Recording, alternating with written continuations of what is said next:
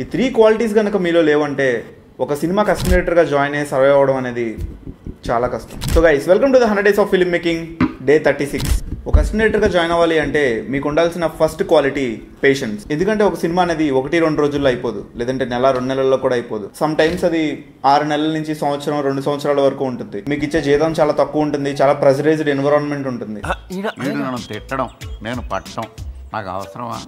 అది పోలేండి గురుగారు, మనం వీడి కోసం వచ్చామా, డైరెక్టర్లు అవుతామని వచ్చాం. సో అసిస్టెంట్ డైరెక్టర్ అనే జాబ్ రోల్లో మీరు ముందుకెళ్ళడానికి మీ దగ్గర చాలా పేషెన్స్ ఉండాలి.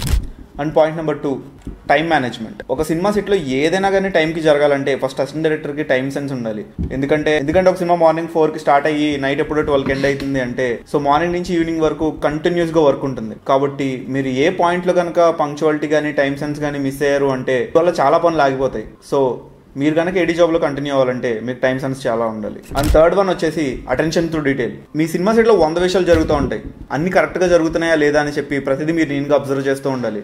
కంటిన్యూటీ కానీ, లేదంటే కెమెరా వర్క్ కానీ, అనుకున్న షార్ట్స్ అన్ని టైంకి అవుతున్నాయా అని కానీ, లేదంటే అనుకున్న సీన్ అనుకున్నట్టు వస్తుందా అని కానీ. మీకు కనుక ఫోకస్, అటెన్షన్ డీటెయిల్ లేకపోతే మీ వల్లే చాలా ప్రాబ్లమ్స్ క్రియేట్ అయ్యే ఛాన్స్ ఉంటుంది సెట్లో. దానివల్ల మళ్ళీ మీకే తిట్లు పడతాయి. ఇవి కాకుండా ఇంకొన్ని నేను కింద డిస్క్రిప్షన్లో ఇస్తాను. ఒకవేళ మీరు సినిమా ఇండస్ట్రీలో అసిస్టెంట్ డైరెక్టర్గా జాయిన్ అవుదాం, లేదంటే ఛాన్సెస్ కోసం చూద్దాం అనుకుంటే ఈ క్వాలిటీస్ మీలో ఉన్నాయో లేదో చెక్ చేసుకోండి. సో మెంటల్లీ ప్రిపేర్ అవ్వండి. And I will see you in the next week.